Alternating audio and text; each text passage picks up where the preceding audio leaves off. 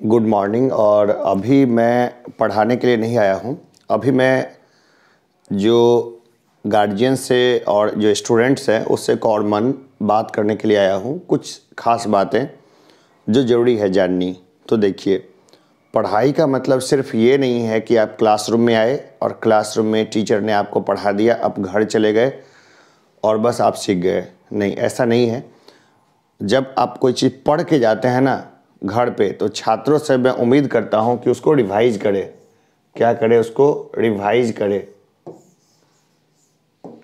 जब भी कुछ पढ़ के जाइए तो उसको रिवाइज करिए। जो भी पढ़ाया गया हो उसको घर जाइए, एक बार कॉपी पलट के देखिए। जो सवाल कराए गए हैं उसको ज़रूर एक बार करके देखिए कि हो रहा है या नहीं हो रहा है। दूसरा बात, रिवाइज तुरंत करना है। जैसे अभी पढ़ाया, अभी पढ़ने के बाद जाने के बाद एक बार तुरंत रिवाइज करना है और एक बार शाम में। तो एक ही चीज़ को अगर 12 घंटा के अंतराल पर रिवाइज कर लें तो बहुत अच्छा है। दूसरी चीज़ है कि जो डाइट प्लान है ना, वो एकदम सही होना चाहिए। बहुत सारे जो हमारे छात्र हैं उनका जो डाइट प्लान है, डाइट प्लान में बहुत गड़बड़ है। कुछ भी खा लेते हैं और बहुत हेवी खाना खाते हैं। तो नहीं, जो स्टूडेंट लाइफ है उसमें आपको जो है ना खाने का बहुत ख्याल रखना है। सादा खाना खाना है, समय पे सोना है और समय पे जगना है। जो टाइमिंग है उसके अनुसार से मोबाइल में घंटों घंटों बिताने से बेहतर है कि एक अच्छा नींद लिया जाए, तरीके से लिया जाए। तो ये छात्रों के लिए है। और मैं गार्जियन से रिक्वेस्ट करना चाहूँगा कि जो भी बच्चे हैं उनकी एक बार नोटबुक ज़रूर चेक कीजिए। कई बार होता है जैसे कि हमने जब होमवर्क दिया बच्चों को, तो होमवर्क का अगले दिन उसका पन्ना गायब मिला, या फिर ये बोले कि हमारी तो कॉपी ही छूट गई, सर हमें हमारी कॉपी छूट गई। या कई बार बच्चे बोलते हैं कि सर हम घबरा जाते हैं, पेरेंट्स के सामने में बता नहीं पाते हैं, जवाब नहीं दे पाते हैं। तो मैं जो पेरेंट्स हैं उनको रिक्वेस्ट करूँगा कि एक दिन निकालिए ज़रूर, है ना। व्यस्तता ठीक है, बिजी हैं आप, अच्छी बात है, लेकिन जो बहुत टॉप क्लास के स्कूल्स हैं वो भी स्टूडेंट्स पेरेंट्स मीटिंग करते हैं और पेरेंट्स को वहाँ जाना होता है। और ये जो संस्थान है, जो मिथिला एकेडमी है, वो दरअसल जब तक मेरे दिमाग में था तभी तक मेरा था। अब वो पब्लिक चीज़ है। ये मेरा विचार ज़रूर है लेकिन ये पब्लिक चीज़ है। जब ये जो संस्थान है वो छात्र का है और छात्रों के लिए ही है वो संस्थान। इसमें जो भी कुछ आता है, अभी तो मैंने खुद सब कुछ अरेंज किया है, लेकिन जैसे पैसा इसमें आता है तो वो सब पैसा जो है 100% वो छात्रों के लिए और उनके आगे ग्रोथ के लिए ही लगेगा उस मिथिला एकेडमी में।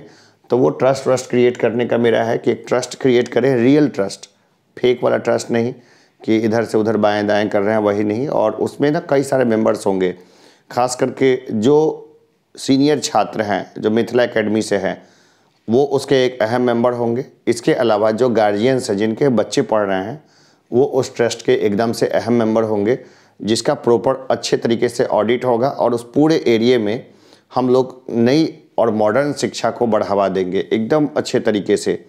छोटपन से ही छोटे बच्चों को ही कंप्यूटर शिक्षा दिए जाने की ज़रूरत है। कंप्यूटर शिक्षा घंटे भर की, फिर 2 घंटे की, फिर इसके अकॉर्डिंग मोबाइल शिक्षा नहीं। मोबाइल शिक्षा तो आपको ख़राब कर बर्बाद कर देगा।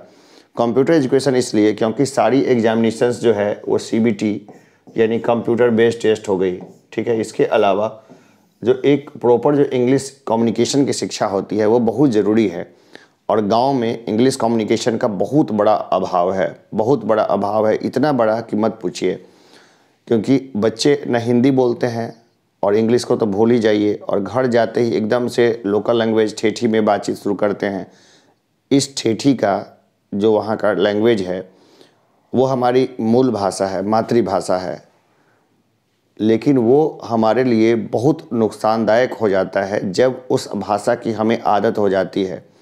हम लोग यहाँ यत्र तत्र उस भाषा को बोलेंगे तो हमारे बच्चों का सिलेक्शन अच्छी जगह पे नहीं होगा, हमारे बच्चे और बाकी जगह से पिछड़ जाएंगे।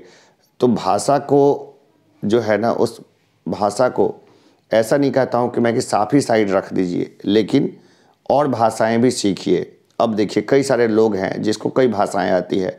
पर्सनली मुझे कई भाषाएं आती है, जैसे हिंदी इंग्लिश तो आती है, लेकिन मैं साउथ की भाषाएं भी जानता हूँ, साउथ इंडिया की, राजस्थानी गुजराती तो बहुत कॉमन चीज़ है, ये तो सबको आता ही है। फिर मुझे थोड़ा सा फ्रेंच और जर्मन वगैरह का भी नॉलेज है, ठीक ठाक नॉलेज है, यानी कि उस जगह पर कम्युनिकेट कर लेता हूँ मैं। इन जर्मन्स और फ्रेंच लोगों के साथ भी मेरा ठीक ठाक समय गुजरा है। उनको भी मैंने थोड़ी काम चलाओ हिंदी सिखा दी थी, बाकी तो हम लोग आपस में कम्युनिकेट कर लेते थे, कोई दिक्कत नहीं होती थी। तो भाषा जो है ना, उसको मर्यादित रखना ज़रूरी है। और इसलिए मैं टीचर्स को भी बोलता हूँ, अपने यहाँ जो टीचर्स हैं उसको भी, कि खान जी बनने की कोशिश मत कीजिए, है ना। खान सर का अलग इशू है। अगर खान सर अगर बच्चों को पढ़ाने लगे अपने ग्रामीण क्षेत्रों में, तो पूरा बच्चा बर्बाद हो जाएगा। वो अलग इश्यूज़ है कि आप 1 करोड़ जैसे 10 लाख लोगों को अपने कोर्स बेचा, कुछ लोग तो खुद सफल हो जाएंगे, बाकी चमक दमक का इशू होता है। तो मैं निंदा नहीं करता ये तो, लेकिन वो क्या मार्केटिंग मॉडल है, और मैं जिस मॉडल पे निकला हूँ वो मार्केटिंग मॉडल नहीं है। मैं एक बिंदु को सुधारना चाहता हूँ, यहाँ पर सारी फोकस यही करना चाहता हूँ कि हमारा जो अपना जो ग्रामीण क्षेत्र है वो कैसे सुधरे। और उसके लिए कई लोग बहुत अच्छे से इंस्टीट्यूशंस पहले जिन्होंने डाल के रखा हुआ है, मैं उनके लिए भी बोलूँगा कि बहुत अच्छा, कि जब कुछ नहीं था ना, तो कम से कम वो तो थे, वहीं पे मौजूद थे। अब क्या है, जैसे कि पिछली बार भी मैंने बताया था कि अपने एरिया से बहुत सारे लोग स्टडी के चक्करों में बाहर जाते हैं। अगर मैं सही आंकड़ा दूं तो जो 80% से ऊपर जो फीस देने वाले लोग हैं, 80% से ऊपर जो फीस देने वाले लोग हैं, जो फीस दे सकते हैं, वो माइग्रेट कर जाते हैं समस्तीपुर या फिर पटना या फिर बाहर के स्कूल्स में, और बहुत महंगी फ़ीस देते हैं। और देखिए, मैं आप लोगों को श्योर दिलाना एकदम बताना चाहूँगा कि जो पढ़ाई दिल्ली, मुंबई या बहुत महानगरों में होती है, उसको हम लोग जो है ना बहुत आसानी से अपने यहाँ करा सकते हैं, बहुत आसानी से। कोई ज़्यादा इश्यू नहीं है, कोई ज़्यादा चिक नहीं है। जैसे मैं ही था, मेरे जैसा आदमी ही मैं ही पढ़ा रहा था जयपुर में, मैं ही था बेंगलोर में, मैं ही था बाकी जगह पर, और उसी तरह हमारे कई साथी हैं जो बाहर थे।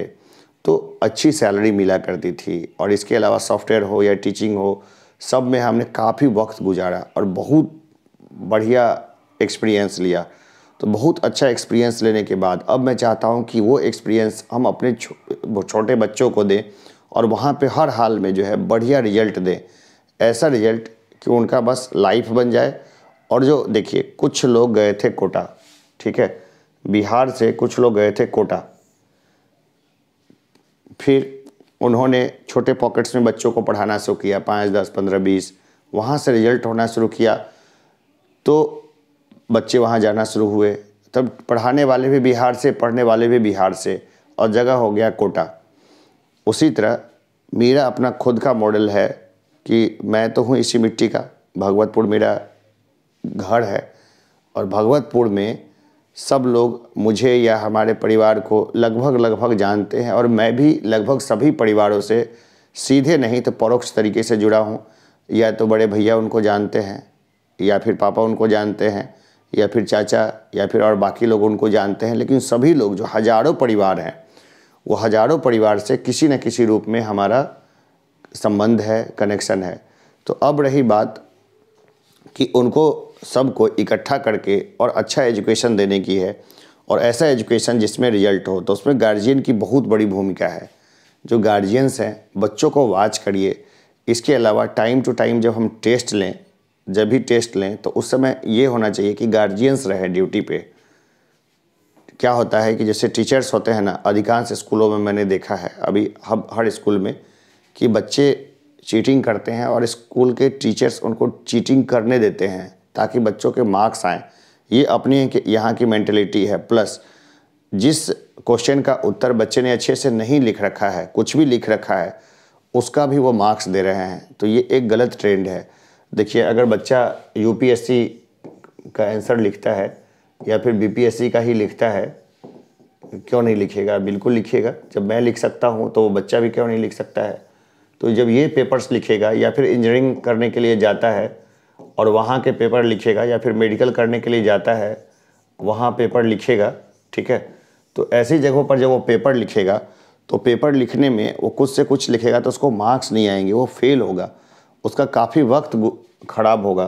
तो तो ये जो है ना एक बहुत मैं काम की बात बता रहा हूँ कि ऐसा नहीं करना है कि कुछ भी मार्क्स देना है। उत्तर की क्वालिटी मेंटेन रहनी चाहिए, भले वो मैट्रिकुलेशन का एग्ज़ाम हो या कोई भी एग्ज़ाम हो, 9th का 7th का।